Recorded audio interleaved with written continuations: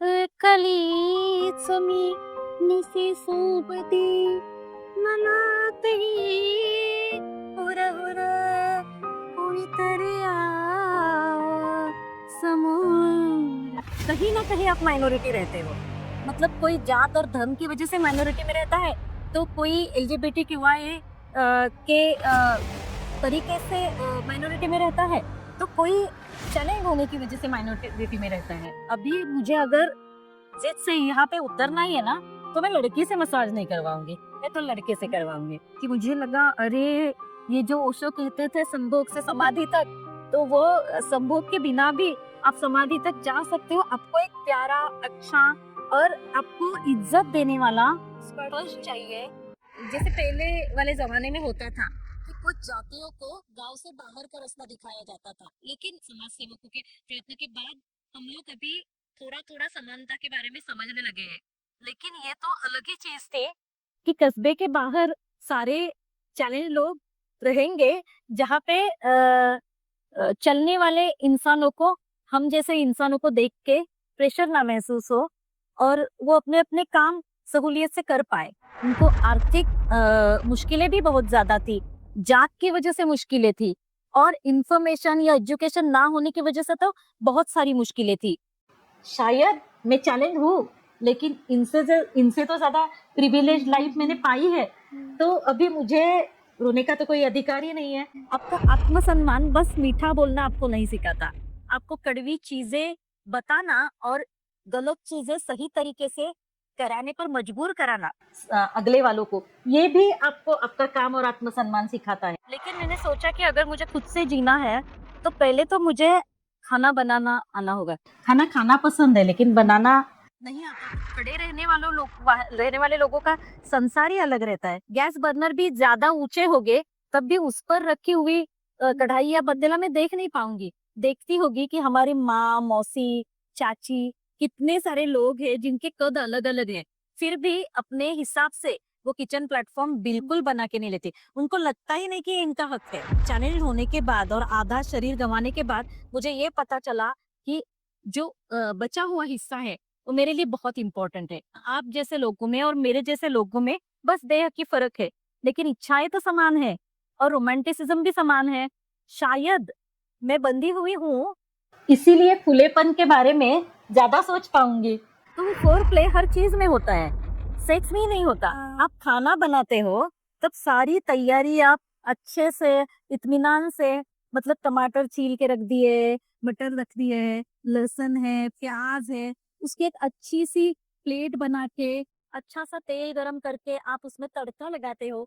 आप खाते तो बाद में हो ना, ये फोर प्ले ही है खाने का। भगवान के पास जाने पे भी आपको ड्रेस कोड करना जरूरी हो जाता है। अभी आप अपने कंफर्टेबल ड्रेस में भगवान के पास नहीं जाते, तो भगवान तो नहीं कहेगा, लेकिन भगवान के ठेकेदार जो बहुत सारे बैठे हैं, वो तो आपको नियम लगाते हैं। इसे ही खुद को, ये राइटर है लेकिन इसे ही खुद को पता नहीं है कि सेक्सुअल प्लेजर क्या है।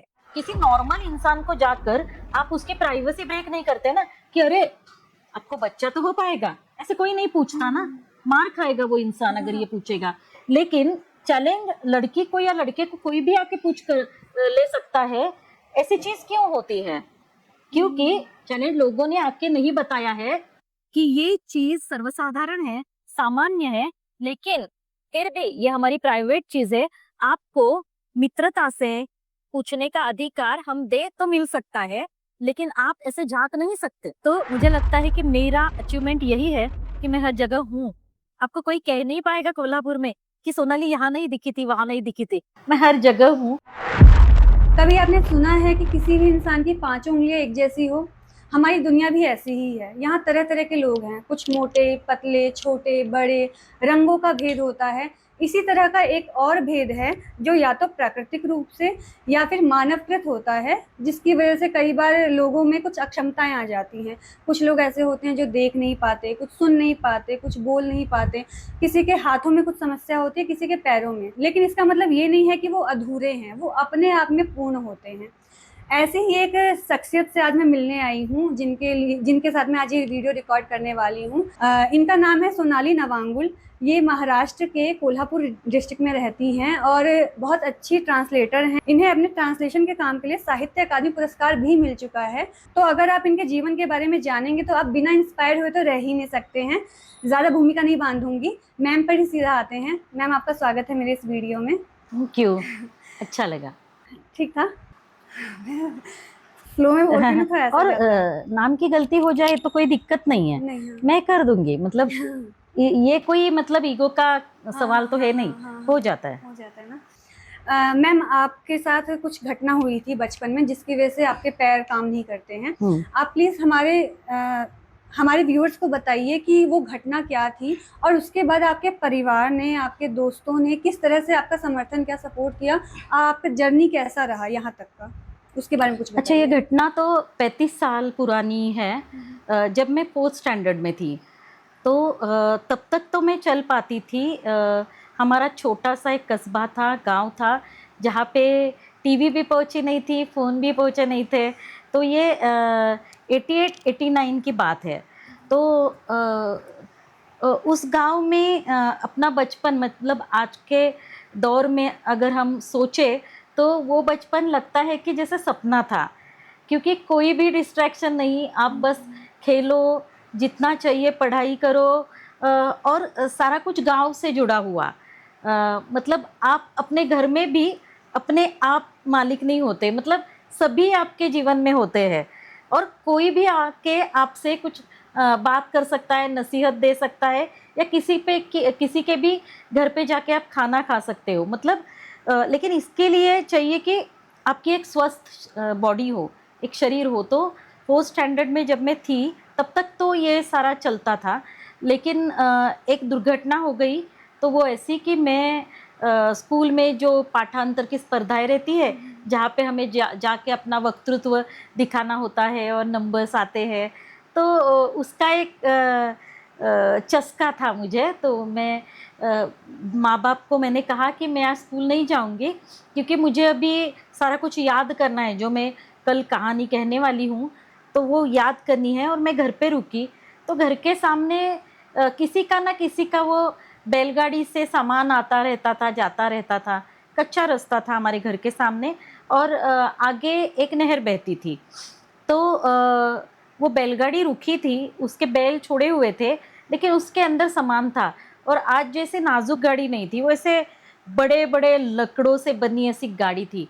तो उन्होंने अंदर कुछ बोरियां रखी थी, वो निकाली थी, और कुछ लेने वो आ रहे थे, वो जो किसान लोग थे। तो वहाँ पे जहाँ से चढ़ते हैं, वहाँ पे मुझे लगा कि ये तो अच्छा सा झूला तैयार हो गया है, तो झूले में झूलने के लिए मैं वहाँ पे बैठ गई। लेकिन वो बिल्कुल मतलब अशक्त डोर पे संभाला हुआ था, वो सारा कुछ मेरे पीठ के ऊपर गिर गया। तो मुझे पता ही नहीं चला कि क्या हुआ। शायद मैं चीखी या नहीं चीखी, पता नहीं। मैं दुबली पतली सी एक छोटी सी लड़की थी। तो शायद आधे घंटे बाद लोग बाहर आए तो उन्हें लगा कि एक छोटी सी लड़की वो बैलगाड़ी के नीचे दबी पड़ी हुई है। तो उन्होंने उठाया, मेरे मुंह पे ऊपर पानी भी नहीं झटका, लेकिन मैं जगी, फिर भी मैं उठ नहीं पाई। बहुत सारे लोगों ने कहा कि उसे डर की वजह से उसे कुछ ट्रॉमा लग गया है, तो बाद में ये उठेगी। तो उठाने की वो कोशिश करते रहे, लेकिन मैं उठ नहीं पाई, क्योंकि मुझे वहीं पे स्पाइनल कॉर्ड इंजरी हो गई थी। मुझे पता नहीं चला था कि ये क्या हुआ है, और हमें तब तक पता नहीं था जब तक हम बड़े अस्पताल में, वहाँ से मीरज के अस्पताल के लिए नहीं निकले। 1-1.5 दिन तो मैं वही थी, जब यूरिन भी मेरी बाहर आनी बंद हो गई। मुझे कमर के नीचे कुछ समझ में नहीं आ रहा था। तो ये पैराप्लेजिया है, ऐसे उस वक्त मतलब ये वर्ड ही हमें पता नहीं थे।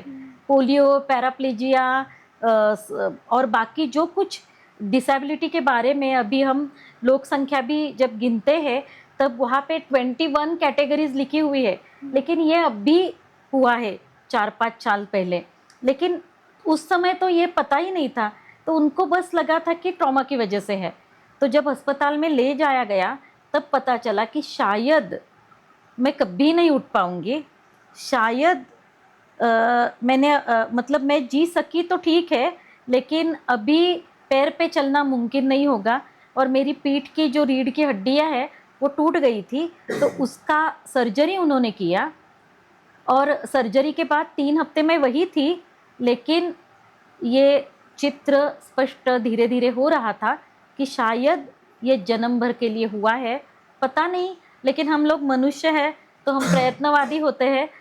तो आगे बहुत प्रयत्न हुए, यही नहीं कि मेडिकली हुए, कोई बाबा का कुछ प्रसाद दे दो, किसी एक मट का पानी लगा दो, इस तरह के भी हुए, लेकिन तय हो गया कि सारा कुछ थम सा गया है और ये थमा हुआ पानी निकल सकता है क्या, इसके लिए बस हमें ट्राई करना है, पता नहीं क्या होगा।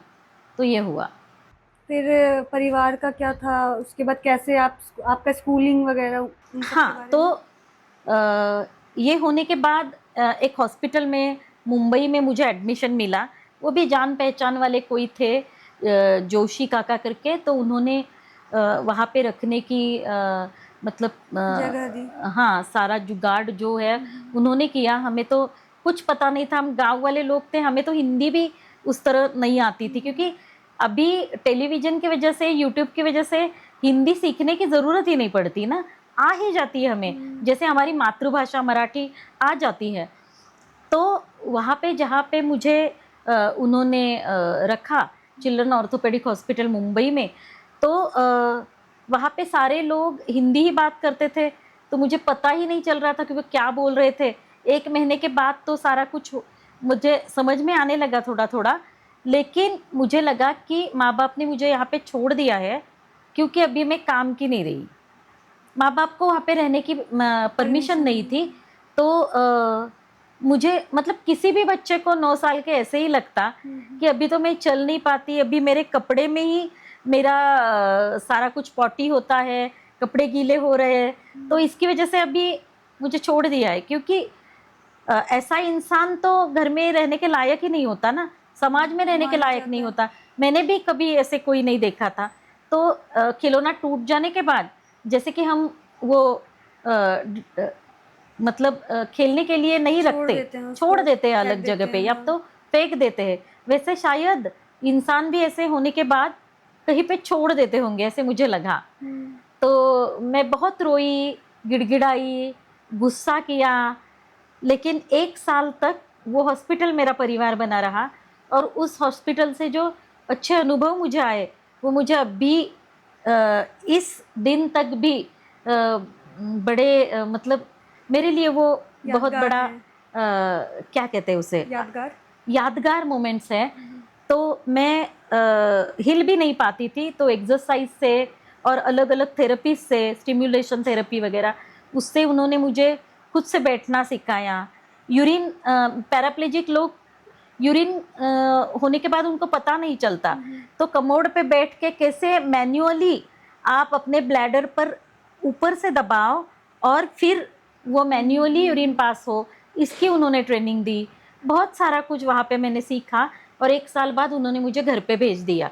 लेकिन अब घर परिवार मतलब इन लोग तो वही थे, लेकिन मेरे लिए वो पर्यावरण बदल चुका था, क्योंकि मेरा वाला घर, मेरी वाली नहर, मेरा वाला रास्ता, मेरी वाली स्कूल, मेरे वाले फ्रेंड्स, कुछ भी मेरा वाला नहीं था, क्योंकि मैं ही बदल गई थी और मैं जैसी थी उनके लिए वो नहीं बची थी, तो संबंध में भी बदलाव होगा ना।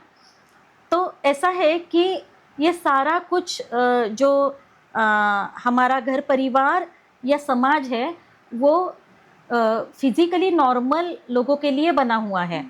तो जब एक्सीडेंट की वजह से या जन्म से या किसी भी चीज़ से अगर कोई व्यक्ति क्रिपल्ड हो जाता है, फिज़िकली चैलेंज हो जाता है, तो उसके लिए सारा परिवेश बदलने की व्यवस्था होती ही नहीं।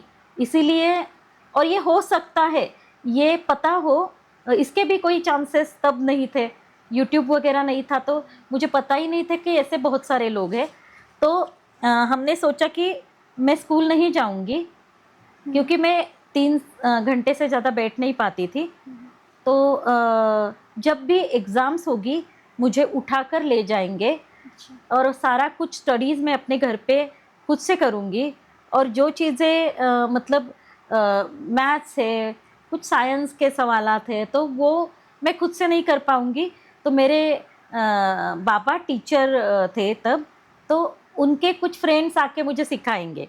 मेरी माँ भी टीचर थी, लेकिन वो डेफ एंड डम स्कूल की टीचर थी, तो वो तो नहीं सिखा पाएंगी, लेकिन बाकी सब व्यवस्थाएं वो जारी रखेंगी। तो ऐसा हमने एक मॉडल बनाया। तो वो मॉडल तो खुद से सीखने का ही ज़्यादा था। और एग्ज़ाम के लिए भाई जब उठा के ले जाते थे, तब मुझे सारे लोग देखते रहते थे ना, तो वो उनकी नज़र बहुत चुभती थी। उनका कोई दोष नहीं था, वो पहले पहले उन्होंने ऐसे कभी नहीं देखा था। तो इंसान के मन में कौतूहल होता है, वो चाहते हैं कि अलग कुछ चीज़ें देखे, पूछे, समझे। तो यहाँ पे हमें ये पता नहीं होता कि क्या चीज़ें हम पूछ सकते हैं और क्या नहीं पूछ सकते हैं। तो ये उलझन बड़ी थी कि मैं क्या बताऊँ ना बताऊँ, कहाँ पे गुस्सा करूँ ना करूँ। और उन्हें भी पता नहीं था, क्योंकि इस तरह के लोगों से जिनका शरीर बदल चुका है, उनसे किस तरह से संवाद प्रस्थापित करना है, उसका हमें ट्रेनिंग ही नहीं होता। तो वो तो ये बात हो गई कि उनसे बुलाया न गया, हमसे आया न गया, फासला प्यार में दोनों से मिटाया न गया। तो उस तरह का कुछ मतलब दबाव बना रहा। धीरे धीरे मैं ज़्यादा बातूनी होती गई, क्योंकि ये नहीं है कि स्वभाव में है, स्वभाव में तो थोड़ा कुछ था, लेकिन वो बहुत ज़्यादा बढ़ा, क्योंकि लोग आके मुझे बस यही पूछते थे कि हेल्थ कैसी है, अब कैसे कर लेती हो, अब इसका ज़िंदगी में आगे क्या होगा, बेचारी लड़की है, तो अगर इसका सारा कुछ ठीक से नहीं होगा और शादी और बच्चे के बिना तो लड़की की ज़िंदगी क्या ज़िंदगी ही नहीं होती ना। तो ऐसी ही बातें करते रहते थे लोग। तो वो मुझे सुनाई ना दे, या तो वो इस बातों पर आए ही ना, इसके लिए मैं बहुत ज़्यादा बातूनी हो गई और मैं कुछ अलग अलग ही चीज़ें बताती। और अगर मेरा उत्साह बात करने का 8 मानो 1 से 10 अगर हम आंकड़े लगाएं, तो मेरा उत्साह समझो 6 के पास है, तो मैं 9.5 लगा देती थी, क्योंकि लोग लेकिन मुझे भी पता नहीं था कि इससे मैं बहुत ज़्यादा थक रही हूँ, और इससे मैं अपने आप को उस चेहरे में ढाल रही हूँ जो चीज़ उन्हें देखनी पसंद है। मेरा जो असल चेहरा है, मेरे जो असल सुख दुख है, मुझे जो लगता है, मैं जो जीना चाहती हूँ, वो तो शायद मैं बता ही नहीं पा रही हूँ, क्योंकि जजमेंटल तरीके से वो मुझे देखेंगे, परखेंगे, और मैं शायद रो पड़ूँ या शायद खुद को बंद कर दूँ। पता नहीं कौन कौन से डर थे, लेकिन जो हमारे मध्यम वर्गीय परिवार रहते हैं, उनमें ये चीज़ तो रहती है कि असल चीज़ पर, असल प्रश्न पर हम आते ही नहीं, हम बस गोल गोल घूमते रहते हैं। और प्रश्नों को सुलझाना ज़रूरी है, शंकाओं को भेदना ज़रूरी है, वो ना करते हुए हम इर्द गिर्द घूमते रहते हैं। तो ये ऐसे ही हुआ। और जब मैं 10वीं हो गई, 12वीं हो गई, और इंग्लिश सब्जेक्ट लेके मैंने ग्रेजुएशन कंप्लीट कर दी, तब मैं कोल्हापुर के लिए बाहर निकली, और तब मैंने अपने तरीके से इस जग को परखना शुरू किया, और थोड़ा थोड़ा कोहरा हटने लगा। तो फिर आपका साहित्य से साक्षात्कार कैसे हुआ? ट्रांसलेशन के फील्ड में कैसे हैं आप? वो तो बहुत बाद में, मतलब मुझे तो पता भी नहीं था कि मेरी जैसे व्यक्ति लेखक होने की पात्रता रखती है या नहीं, क्योंकि मेरा सारा कुछ सीखना स्कूल वो तो मैं घर में की थी, और जो हिंदी भी सीखा वो बुक से सीखा, या तो बाद में 91 के बाद टेलीविज़न का सारा कुछ खुला हो गया, सारे इतने सारे चैनल्स आ गए, उसी से तो एजुकेशन हिंदी का ज़्यादा बढ़ा। और इंग्लिश का एजुकेशन तो बस डिक्शनरी थी, और कुछ जो कान पे पड़ जाता है टीवी की वजह से, या तो रेडियो की वजह से, तो बीबीसी की वजह से, तो वही सुनती थी मैं। लेकिन ये लेखक होने की मैं मनीषा रखूं, इसके लिए पर्याप्त नहीं है ये सारा। और मेरे खुद के सपने में भी ये शायद विचार नहीं आया होगा। मैं बस कोल्हापुर आई एक एनजीओ में, जिस एनजीओ का नाम था हेल्पर्स ऑफ द हैंडीकैप्ड। तो वो उनका एक हॉस्टल था, तो उनका ऑफिस शहर में था और उनका हॉस्टल अंदर एक छोटे से विलेज में था, जहाँ से 8-10 किलोमीटर बाहर आके हम शहर के ऑफिस में काम करने के लिए आते थे।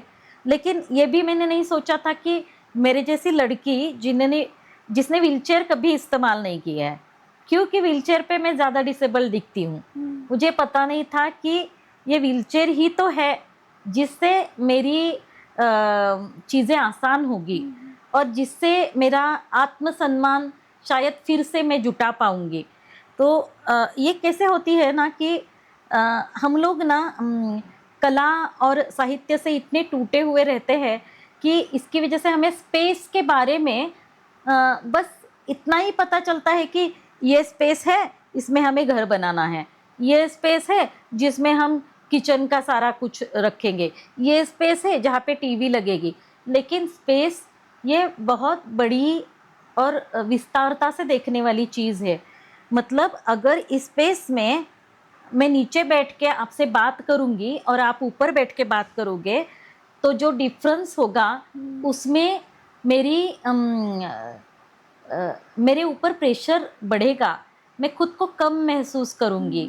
और ज़रूरी नहीं कि ऊपर बैठा हुआ इंसान खुद को बहुत बड़ा समझे, लेकिन मैं खुद को छोटा समझूंगी, ये तो तय है।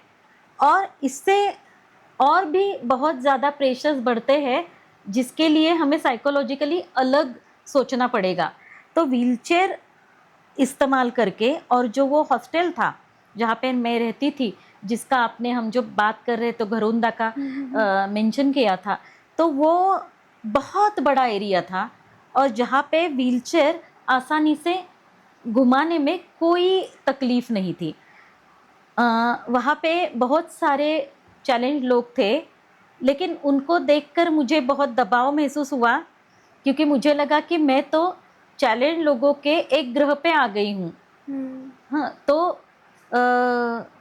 तो मैं अभी बाकी पृथ्वी से टूट गई हूँ।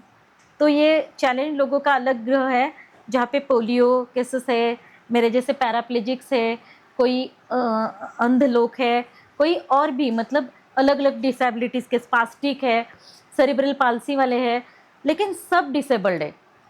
तो इससे मुझे क्या प्रेशर हुआ कि शायद ऐसे इंसानों को जैसे पहले वाले ज़माने में होता था कि कुछ जातियों को गांव से बाहर का रास्ता दिखाया जाता था।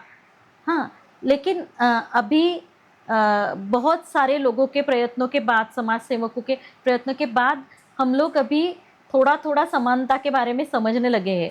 लेकिन ये तो अलग ही चीज़ थी कि कस्बे के बाहर सारे चैलेंज लोग रहेंगे, जहाँ पे चलने वाले इंसानों को, हम जैसे इंसानों को देख के प्रेशर ना महसूस हो और वो अपने अपने काम सहूलियत से कर पाए।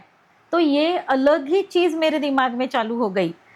वैसे धीरे धीरे ये थम भी गया, क्योंकि मुझे काम मिल गया हाथ में। तो वहाँ पे मैंने बहुत सारे अलग अलग काम किए, जो काम मैं कर सकती हूँ ये मुझे पता नहीं था। मैंने बर्तन धोए, मैंने उनके गैस एजेंसी के जो कार्ड्स थे वहाँ पे मैंने ठप्पे लगवाए, मतलब कैसे ठप्पा लगाना है ये भी अपने आप में एक प्रशिक्षण है। तो मैंने किचन में सब्जियां काटने के लिए मदद की, मैंने उनके लेटर्स लिखे, मैंने रजिस्टर में उनके कुछ इन्फॉर्मेशन डालनी थी वो डाली, मैंने जो भारत के अलग अलग जगहों से वहाँ पे चैलेंज लोग मदद के लिए आते थे उनसे बातचीत की। उनसे बातचीत करते करते मुझे लगा कि ये तो इतने ज़्यादा पीड़ाओं से आए हुए हैं, उनको आर्थिक मुश्किलें भी बहुत ज़्यादा थी, जात की वजह से मुश्किलें थी, और इन्फॉर्मेशन या एजुकेशन ना होने की वजह से तो बहुत सारी मुश्किलें थी। शायद मैं चैलेंज हूँ, लेकिन इनसे तो ज़्यादा प्रिविलेज लाइफ मैंने पाई है, तो अभी मुझे रोने का तो कोई अधिकार ही नहीं है। तो ऐसे अलग अलग लेवल पे मैंने वहाँ पे कुछ सीखा।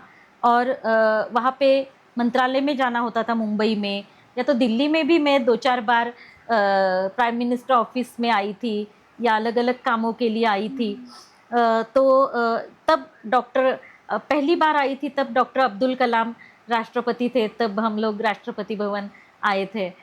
तो ये सारी चीज़ें मैंने वहाँ पे पहली बार की कि 80-80 लोगों को रेलवे से क्या कहते हैं, पिकनिक के लिए जाना है, तो उनके टिकट्स कैसे निकालते हैं।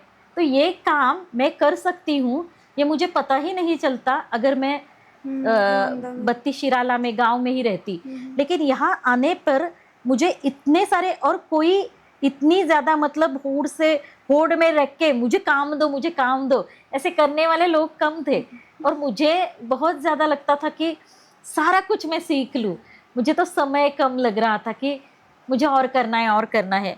लेकिन वो पहले 3-4 साल थे जब आप एक उत्साही कैंडिडेट होते हो, लेकिन बाद में आप 4 चीज़ें सीखते हो, तो आपको अपने अधिकारों के बारे में भी पता चलता है।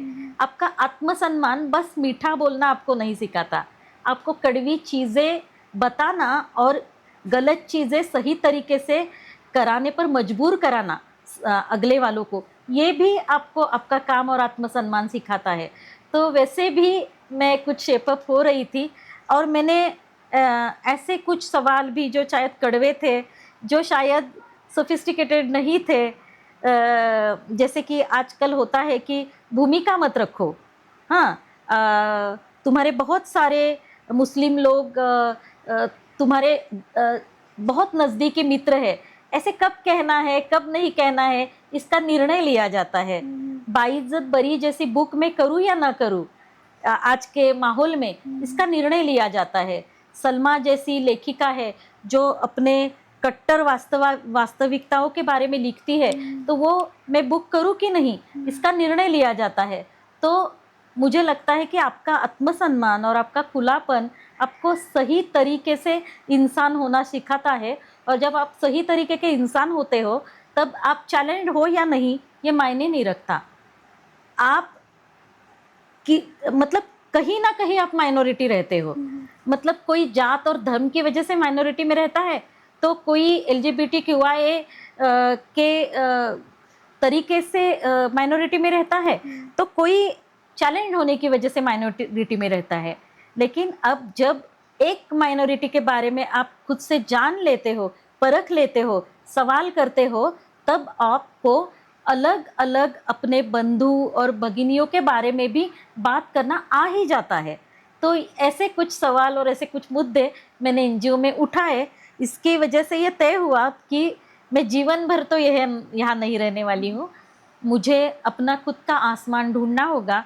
और मुझे पता नहीं है कि यहाँ मैं क्या करूँगी, क्योंकि मेरे जैसी लड़की जो खुद से बिल्कुल उठ नहीं सकती, जो पैराप्लेजिक है, जिसके यूरिन बॉवेल कंट्रोल का विषय तो मरने के समय तक रहने वाला है, और जिसकी रीढ़ की हड्डी भी सही मायनों में टेढ़ी है, तो वो अपने से मेन स्ट्रीम में रह सकती है क्या, ये मुझे पता नहीं था। लेकिन मुझे ये पता था कि मुझे यहाँ नहीं रहना है, मुझे खुद की आवाज़ ढूंढनी है।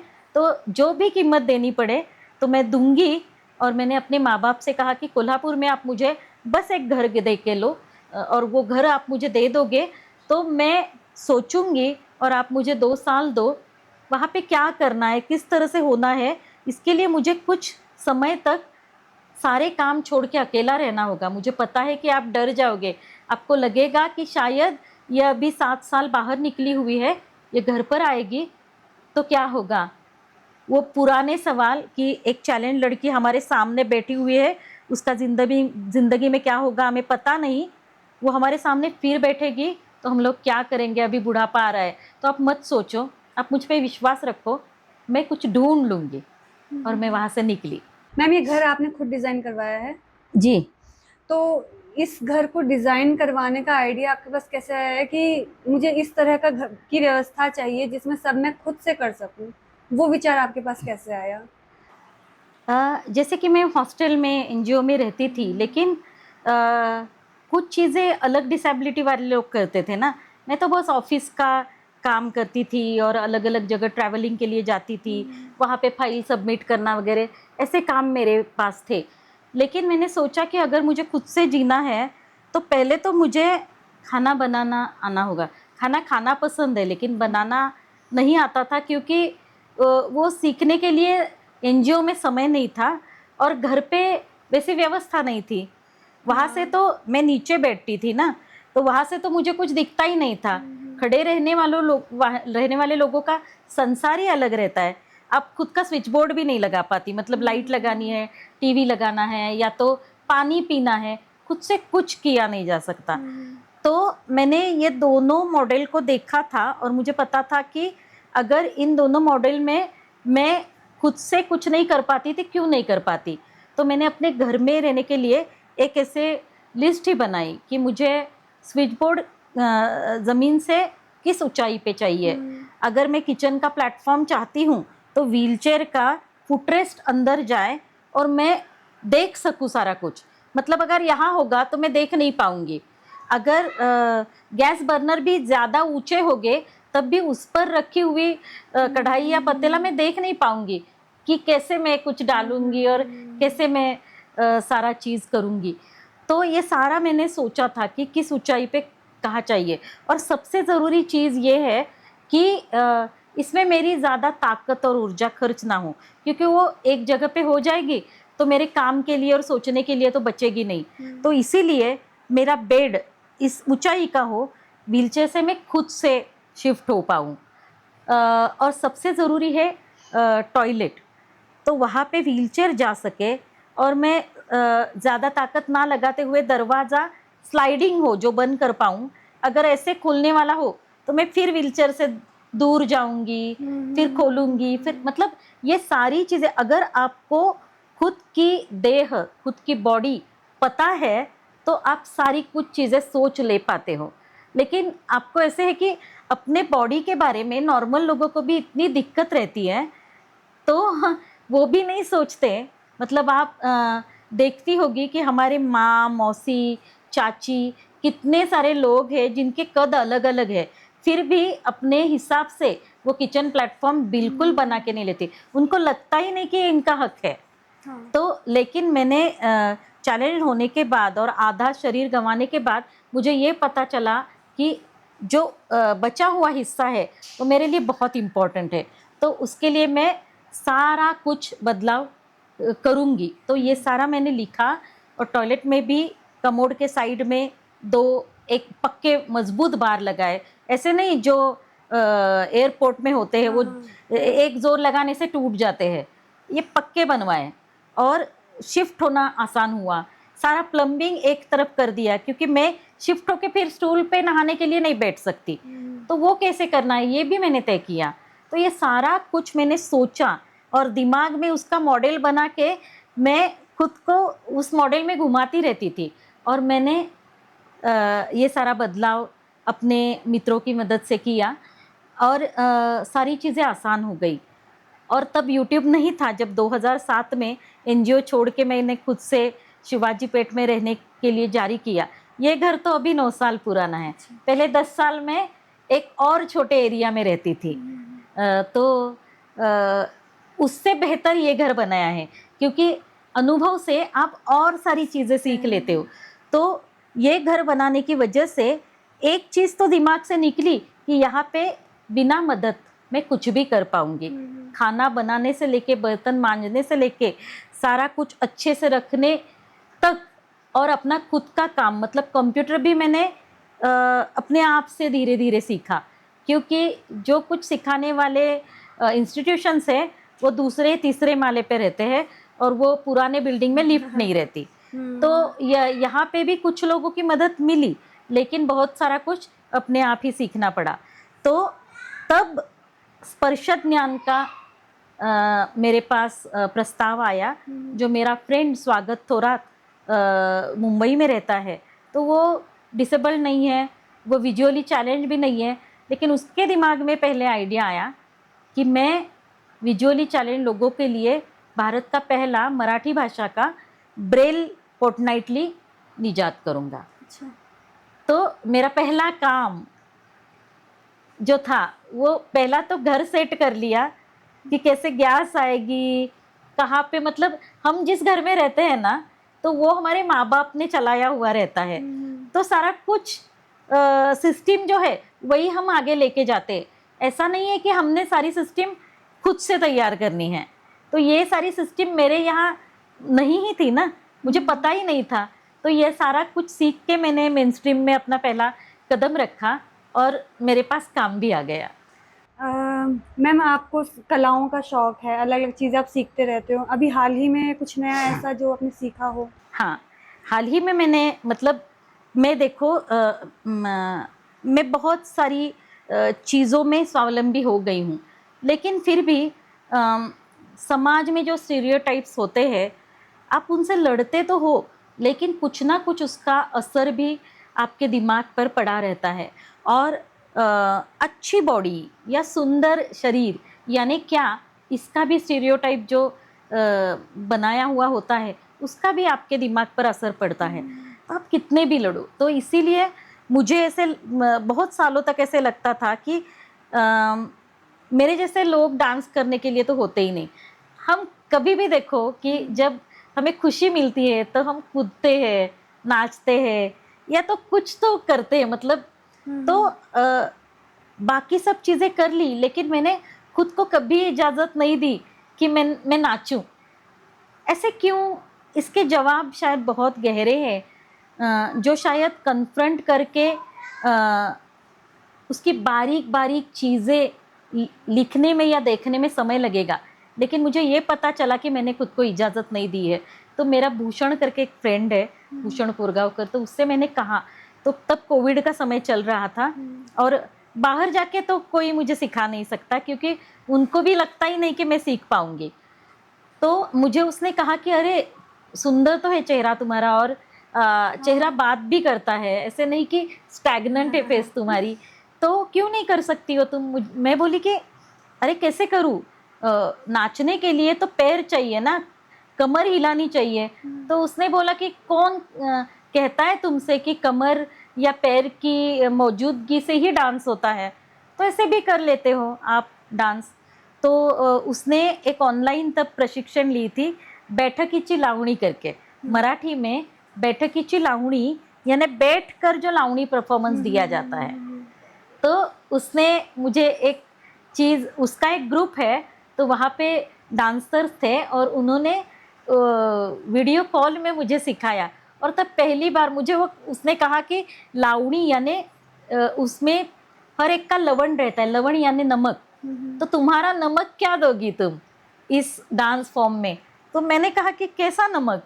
तो वो बोला कोई तो ओठ चबाता है, कोई तो नाक ऐसी मतलब नाक से नखरा करता है, कोई अपने आईब्रोज ऐसे ऐसे कर लेता है, तो कोई आंख मारता है, तो कोई या तो लटे ऐसे ऐसे करके कुछ इशारा देगा। तो तुम्हारा नमक कौन सा है? और सही मायने में ना मुझे इतना मुश्किल सवाल लगा ये, मुझे लगा कि बहुत सारी मुश्किल ट्रांसलेशन भी मैं कर लूँगी, लेकिन अपने चेहरे में नखरा दिखाना कितना मुश्किल है। तो मैं आधे घंटे तक कोशिश करती रही, लेकिन मुझे नखरा करना ही आया नहीं। और बाद में मैं बहुत हंसी, लेकिन बाद में ये सवाल सोच के मैं बहुत रोई कि ये कैसी विटंबना है कि मेरे जैसे बहुत सारे लोग जिनकी देह कुछ अलग है, चैलेंज होने की वजह से या तो किसी भी चीज़ के, कोई तो बोना रहता है, कोई काला रहता है, कोई नकटा रहता है, कोई मतलब लोगों ने नाम दिए हुए हैं बहुत सारे, और उनकी विटंबना ही होती है, उनका मजाक उड़ाया जाता है।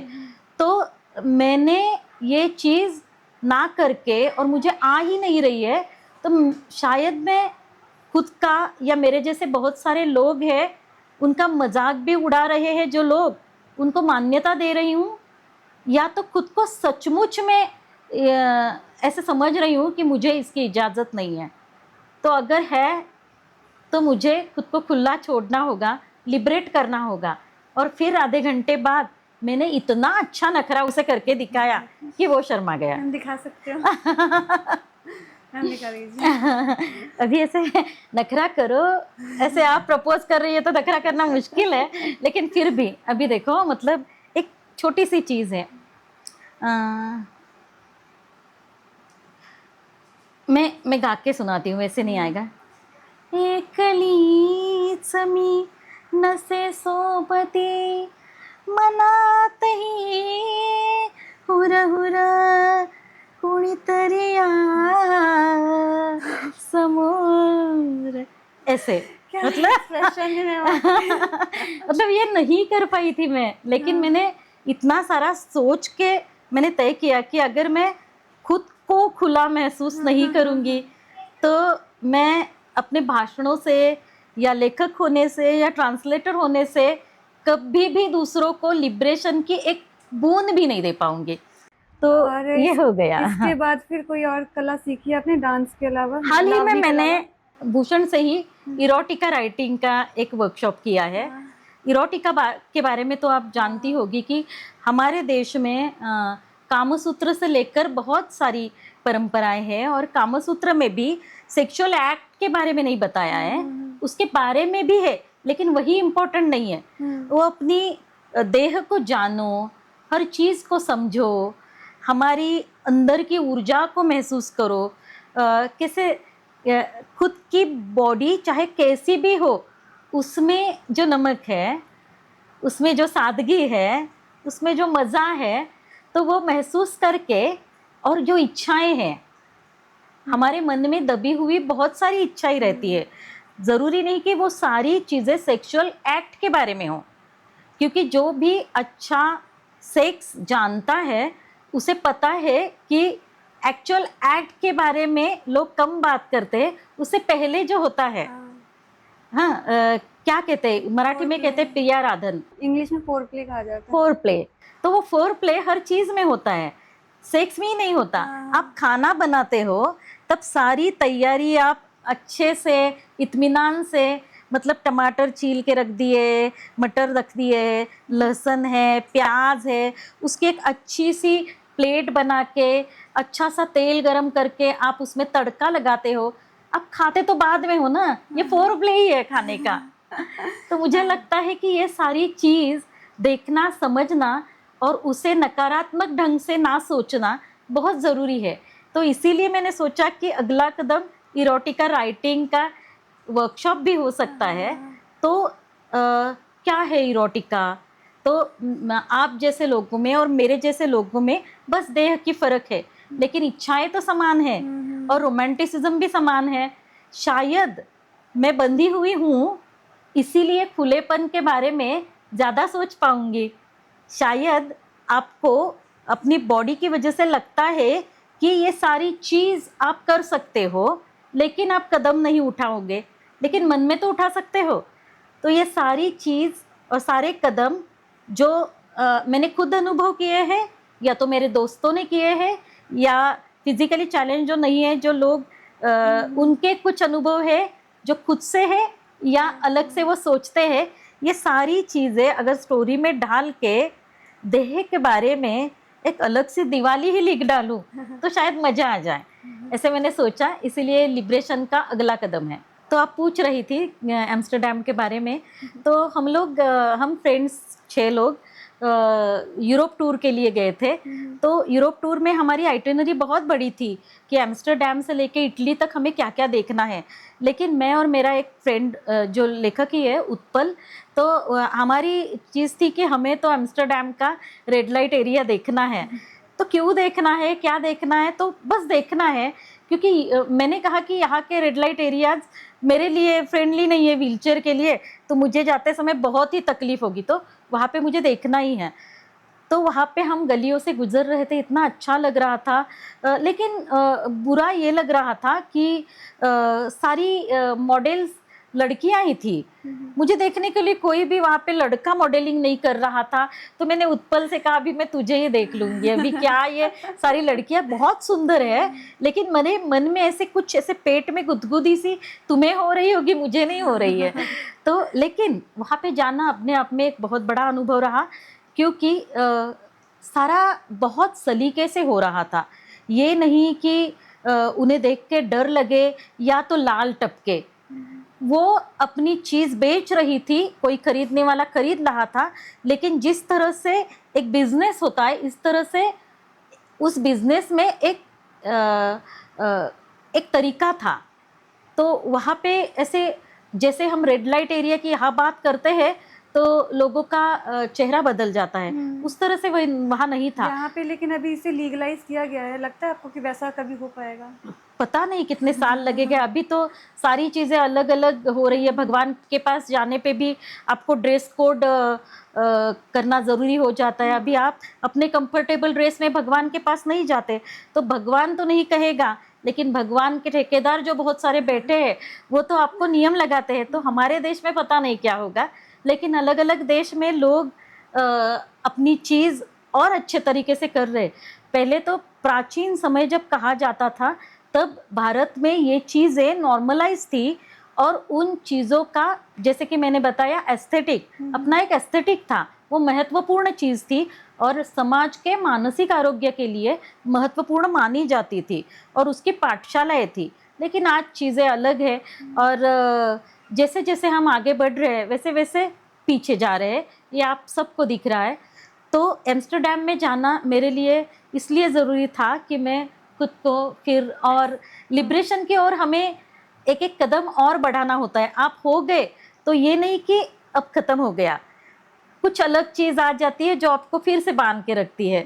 तो ये हमेशा सतर्क रह के फिर अगले पन्ने पर जाना ज़रूरी रहता है। इसी तरह वो एक्सपीरियंस था और मुझे इतना अचरज हुआ कि मैंने देखा कि वहाँ पे ना शॉप्स के जो विंडोज़ थे ना, वहाँ पे मैंने सुना था ऐसे डिल्डो वगैरह, या तो वो गुलाबी हथकड़ी नहीं रहती, और जो सैडिस्टिक सेक्स किया करते हैं उनके बारे में जो मूवीज़ तो हम बहुत देखते रहते हैं, तो उसमें कुछ ऐसे जिक्र आता हो रहता है, लेकिन वो चीज़ देखने को नहीं मिलती क्योंकि पॉर्न में नहीं देखती। सच में वो गंदी चीज़ है, ऐसे मुझे लगता है कि उसमें एस्थेटिक नहीं है।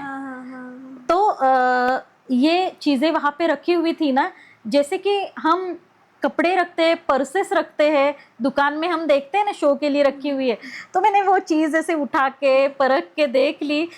तो ये भी बहुत अलग लगा क्योंकि ये चीज़ें अगर इंसान की ज़रूरत पूरी करते हैं किसी को मैनिपुलेट किए बगैर, तो वो चीज़ गंदी कैसे हो सकती है।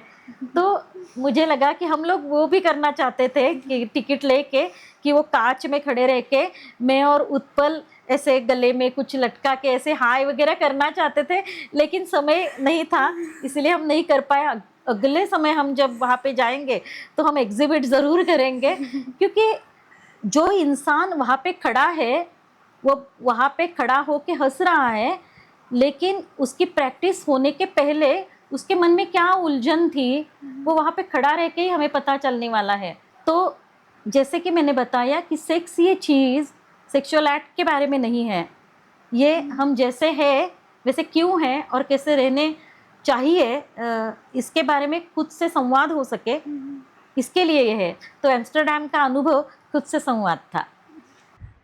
मैम आपने अपनी एक वीडियो में बात की थी सेक्सुअल प्लेजर के बारे में।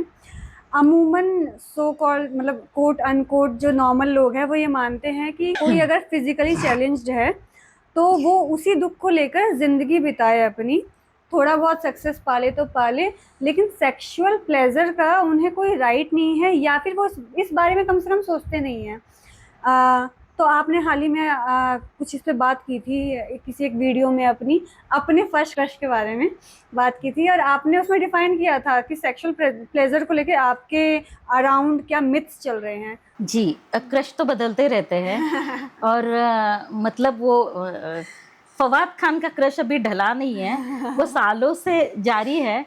अभय देओल तो अभी क्या कहे माशाल्लाह।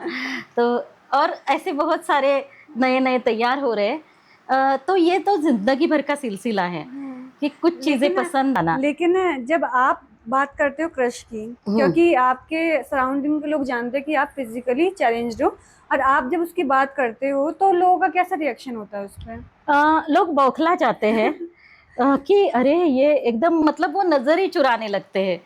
तो कहते हैं कि अरे ये तो शरीर से बीमार है, ये बीमारी नहीं है ना, ये कंडीशन है। चैलेंज होना ये बीमारी नहीं है। तो ये लेकिन वो सोचते हैं कि ये पहले शरीर से ही बीमार है, अभी दिमाग से भी बीमार हो गई।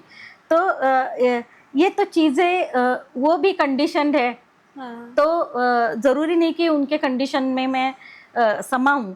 तो ऐसे होता है कि उनको लगता है कि चैलेंज लोगों की खुद की जीवन की उलझनें और परेशानियां इतनी है कि वो इस चीज़ के बारे में सोचते ही नहीं हैं, और अगर कोई सोचे तो विकृत है, गलत है। और बहुत सारी ऐसी भी धारणाएं हैं, हम धारणाएं नहीं अवधारणाएं कहेंगे, कि उनको लगता है कि जो ऐसे मतलब चैलेंज लोग हैं, एक तो उनको ये चीज़ जमेगी ही नहीं, क्योंकि वो बिल्कुल बस इंटरकोर्स के बारे में सोचते हैं ना, उनकी समझ बंधी हुई है बेचारे लोग।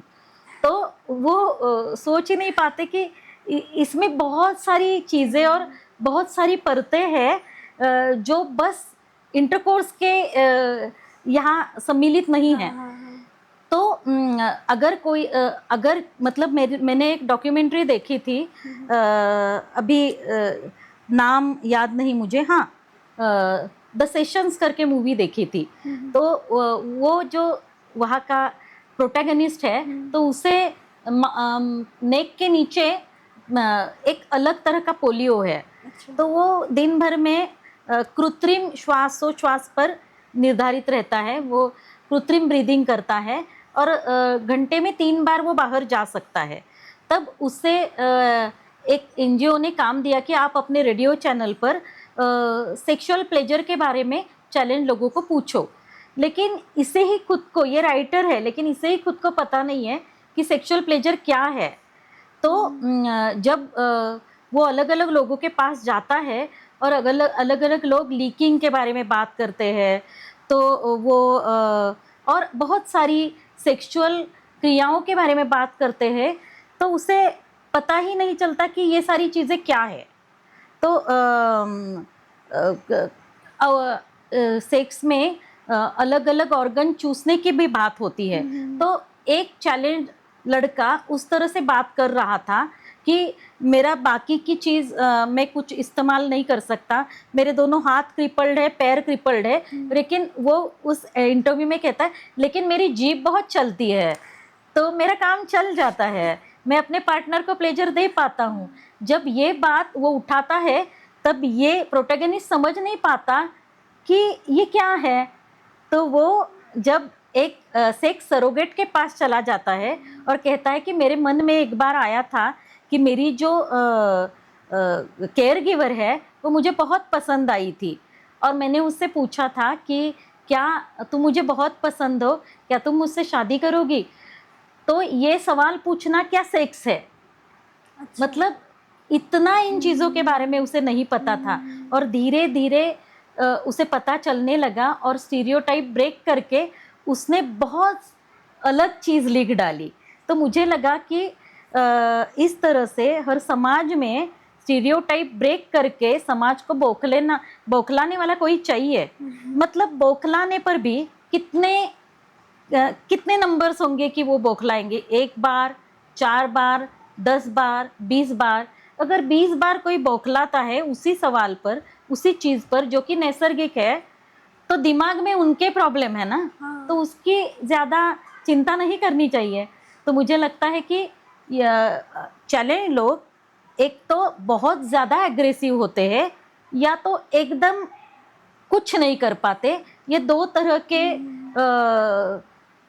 चीज़ें लोग सोचते हैं, और अलग अलग भी, इन्होंने करना चाहिए नहीं करना चाहिए, ये बच्चे संभाल पाएंगे नहीं, प्रेग्नेंट होंगे या नहीं, सारी चीज़ें रहती है। लेकिन किसी नॉर्मल इंसान को जाकर आप उसकी प्राइवेसी ब्रेक नहीं करते ना, कि अरे आपको बच्चा तो हो पाएगा, ऐसे कोई नहीं पूछता ना, मार खाएगा वो इंसान अगर ये पूछेगा। लेकिन चैलेंज लड़की को या लड़के को कोई भी आके पूछ कर ले सकता है। ऐसी चीज़ क्यों होती है? क्योंकि चैलेंज लोगों ने आके नहीं बताया है कि ये चीज़ सर्वसाधारण है, सामान्य है, लेकिन फिर भी ये हमारी प्राइवेट चीज़ है। आपको मित्रता से पूछने का अधिकार हम दे तो मिल सकता है, लेकिन आप ऐसे झांक नहीं सकते। इस वीडियो में आपने अपने एक स्पा वाले एक्सपीरियंस के बारे में बताया था, उसके बारे में बताइए ज़रा हिंदी में, क्योंकि वो मराठी में था ना। अच्छा। तो हिंदी वाले लोगों को भी पता चले इसके बारे में। वो क्या है ना कि मेरी और मेरे जैसों की बॉडी अलग रहती है ना। मतलब पीठ, पैर, सारा कुछ अलग रहता है जिस नॉर्मल बॉडी की हिसाब से कहो तो मुझे लगता था कि हम लोग गोवा गए थे, मेरे 3 फ्रेंड साथ में थे और हम बड़े मज़े कर रहे थे। तो वो बोला मेरा फ्रेंड, और भी मज़ा बढ़ाना है तो हमें ना मसाज पार्लर जाना होगा, अच्छे से मसाज करेंगे और बाद में समुंदर पे टहलेंगे। तो मैं बोली अरे आप कर लो, मैं कैसे करूँगी, क्योंकि मेरी बॉडी अलग है और मुझे कैसे, मतलब वो अलग ही देखेगा। तो मेरे जैसे लोगों के लिए मसाज है ना, हमेशा वो आयुर्वेदिक वाला रहता है, जिससे आप रेमेडियल, हाँ, जिससे आपको मेडिकली फिट लगे, आनंद के लिए खुद के, और खुद के मतलब वो जो हम फोर प्ले के बारे में कह रहे थे, तो वहाँ पे ये चीज़ नहीं होती, लेकिन मन में तो चलता रहता है ना। अलग अलग स्पर्श हमें चाहिए होते हैं जो मेडिकल ना हो, जो रेमेडियल ना हो, लेकिन अलग तरह से रेमेडियल हो, सुख दे, सुख का अनुभव, सुख की अनुभूति ये हो सकती है। लेकिन मैं मन में तैयार नहीं थी, तो उसने मुझे बड़ा उकसाया और हम लोग एक पार्लर चले गए। तो वहाँ पे ना 3 लड़कियाँ और 1 लड़का थे जो पार्लर में मसाज दे सकते थे। तो मैंने कहा कि ओके, अभी मुझे अगर जिद से यहाँ पे उतरना ही है ना, तो मैं लड़के से मसाज नहीं करवाऊंगी, मैं तो लड़के से करवाऊंगी।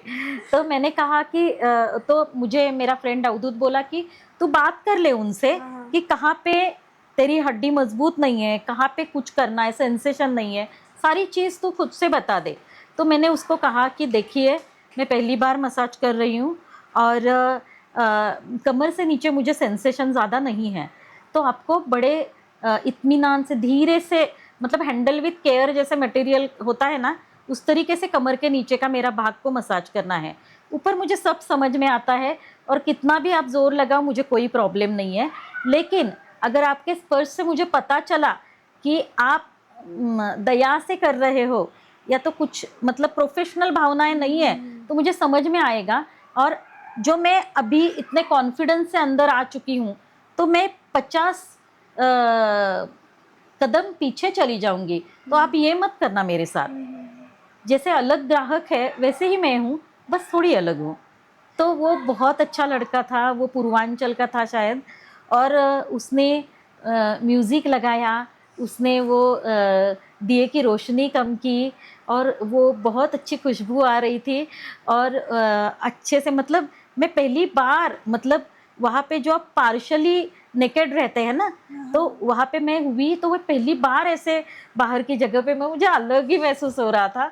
और फिर धीरे धीरे उसने अपने उंगलियों की जादू से ऐसे कर दिया कि मुझे लगा अरे, ये जो ओशो कहते थे संभोग से समाधि तक, तो वो संभोग के बिना भी आप समाधि तक जा सकते हो। आपको एक प्यारा, अच्छा और आपको इज्जत देने वाला स्पर्श चाहिए, एक अच्छा सा माहौल चाहिए, जहाँ आपको महसूस हो कि आप कुछ भी कर सकते हो, आप खुले हो, आप अच्छे इंसान हो, आपको इतनी अच्छी खुशबू आ रही है। तो वो जो है ना, मुझे उस समय अगर ओशो होते तो मैं उनको मतलब हग ही कर देती कि आपने कितनी अच्छी प्यारी बात कही, मुझे अब समझ में आई।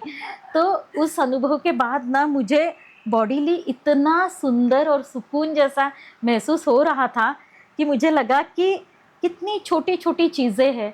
मतलब जब हम सेक्सुअल ऑर्गन की बात करते हैं, मुझे तो कमर के नीचे सेंसेशन नहीं है, लेकिन ये हमारी जो त्वचा है, स्किन है, वो सबसे बड़ा सेक्सुअल ऑर्गन है।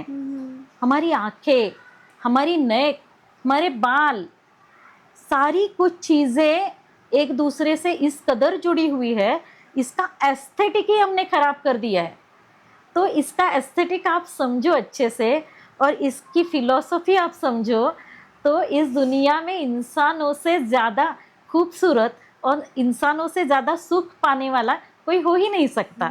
तो ये चीज़ एक मसाज पार्लर में जाके आपको पता चले, ये तो अपने आप ही में अलग बात है। Ma'am, perfect body is a myth, इस मिथ को आप तोड़ते हो। तो आपकी तरह के और भी लोग हैं जो फिजिकली चैलेंज है किसी भी तरह से, आप उनको क्या मोटिवेशन, क्या संदेश देना चाहोगे कि वो किस तरह से अपने आप को ढालें परिस्थितियों के हिसाब से, कि दूसरों का कहा हुआ उन पे असर ना करे और वो कुछ अचीव कर सके जैसे आपने अचीव किया है? जी, ये सारा कुछ तो मैंने ज़िंदगी में धीरे धीरे सीखा है। पहले से तो मैं ऐसी थी नहीं। तो एक चीज़ है कि आपकी डिसेबिलिटी क्या है, इसके बारे में आपको पूरा अवगत हो गया, और आपको जो भी कृत्रिम साधन यानी कि आर्टिफिशियल एड आप इस्तेमाल करते हो, या तो व्हीलचेयर है, कैलिपर क्रचेस है, या व्हाइट केन है विजुअली चैलेंज के लिए, या कुछ भी है, पैर है आर्टिफिशियल, हाथ है, तो इस चीज़ों के लिए आपको प्यार हो तो आप किसी से नहीं डरोगे। मतलब ये चीज़ें वही है जो आपको आगे लेके जाने वाली है, इससे शर्माना बिल्कुल नहीं है हमें। और हमारे देश में अगर चैलेंज लोगों के लिए फ्रेंडली एनवायरनमेंट नहीं है और किसी से हमें मदद लेनी पड़े तो इसका लोड हम ना ले, क्योंकि अगर व्यवस्थाएं नहीं बनी हैं तो हमारा पूरा पूरा अधिकार बनता है कि उनसे मदद लेके हम उनसे सीढ़ियाँ चढ़वाए। और अच्छे लोग इस जग में हैं, उनसे आप बात करो और आप अपना रास्ता तैयार करो, लेकिन ये ज़रूरी है कि आप ना डरते हुए और खुद को लोगों की आँखों में, लोगों की तरीकों से ना ढालकर, खुद को जो चाहिए, खुद का जो काम है, खुद का जो शरीर है, और खुद का हर एक का जो अलग अलग सौंदर्य है, उसे उस पे ठप्पा लगा के आप अपनी आपकी अपनी नेक ऐसे सीधा करके आप दुनिया में कदम रखो, तो फिर किसी भी चीज़ से आपको डरने की ज़रूरत नहीं पड़ेगी। और सेक्सुअलिटी हो, एजुकेशन हो, और या तो असमानताएं है जो आपके डिसेबल्ड होने से आपके थोपी जा रही है, तो उसके लिए जब तक आप आवाज़ नहीं उठाओगे, आप कहोगे नहीं, ज़रूरी नहीं कि हर समय आपको लड़ाई ही करनी पड़े। कुछ चीज़ें आप कह सकते हो, उनके सामने रख सकते हो अपनी बात, लेकिन बात रखने का धैर्य तो आपको ही करना पड़ेगा। जब तक आप दरवाजे और खिड़कियां खोलोगे नहीं, बाहर की हवा अंदर आएगी नहीं, तो थोड़ा ये टकराव होना ज़रूरी है।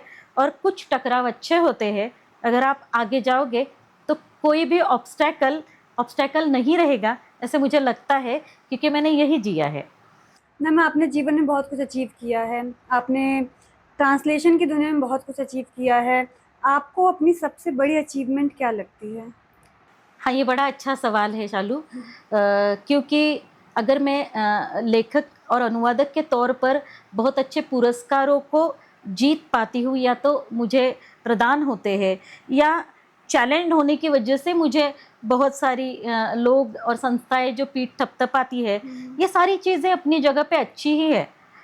लेकिन मुझे लगता है कि मेरी अचीवमेंट ये है, और जो कहनी मुझे अपने आप को कहनी ज़रूरी है, कि मेन स्ट्रीम में आज मैं 16-17 सालों से अपना खुद का संसार मेरी सहकारी जो कि ड्वार्फ है मंदा के साथ बनाए हुए हूँ। अगर मैं संसार बनाने की बात कहती हूँ तो शायद लोगों को लगेगा कि मैं लेस्बियन हूँ, तो ये है, तो मैं हेट्रो हूँ। ये कहने की ज़रूरत इसलिए है कि हर, और शायद बदल भी सकता है, पता नहीं, हम स्पेक्ट्रम पे रहते हैं, और इंसान बड़े अलग चीज़ से उत्क्रांत होते हैं, तो हमें पता नहीं कि आज जो हम हैं वो कल रहेंगे या नहीं। लेकिन अभी नए युग में शादी यही इंस्टीट्यूट महत्वपूर्ण होगा, ऐसे नहीं रहेगा शायद, क्योंकि हर चीज़ की एक वैल्यू होती है जहाँ पे वो डिफॉर्म होना शुरू कर देती है। मुझे लगता है कि ये इंस्टीट्यूट जो है, जब समानता की बात आती है तो अभी इसका लाइफ टाइम पूरा हो चुका है। शायद अभी फ्रेंड्स लोग अपने नए संसार बनाएंगे, शायद कुछ ज्येष्ठ लोग और कुछ जिनको उनसे अनुभव चाहिए, उन लोगों का अलग संसार होगा, मुझे पता नहीं। लेकिन ये बुनियाद मैंने अपने आप में रख दी है, और मेरे अपने फ्रेंड के साथ मैं जी रही हूँ। और मेरी विजिबिलिटी, आपको पानी पूरी पे स्टॉल पे मैं दिखूंगी, आपको मैं बुक्स लाइब्रेरी में दिखूंगी, आपको मैं एम्स्टरडैम में दिखूंगी जहाँ पे रेड लाइट एरिया में मैं घूमती हूँ अपने व्हीलचेयर के साथ। और जो चीज़ें नॉर्मल इंसान कर पाता है, उस चीज़ चाहे फ्रेंडली हो या नहीं एनवायरनमेंट में, लेकिन अपने फ्रेंड के साथ मैं वहाँ जाती हूँ, सब्जियाँ खरीदती हूँ, अपने लिए अच्छे कपड़े खरीदती हूँ, मेकअप किट खरीदती हूँ, पार्लर जाती हूँ, आंदोलन जाती हूँ, अधिकारों के लिए बात करती हूँ।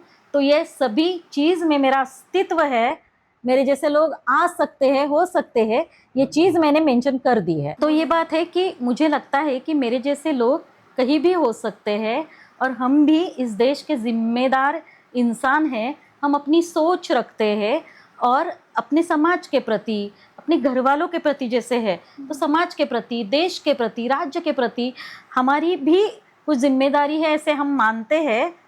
ये सब मानते हैं कि हमारे लिए रास्ता तैयार करना उनकी जिम्मेदारी है।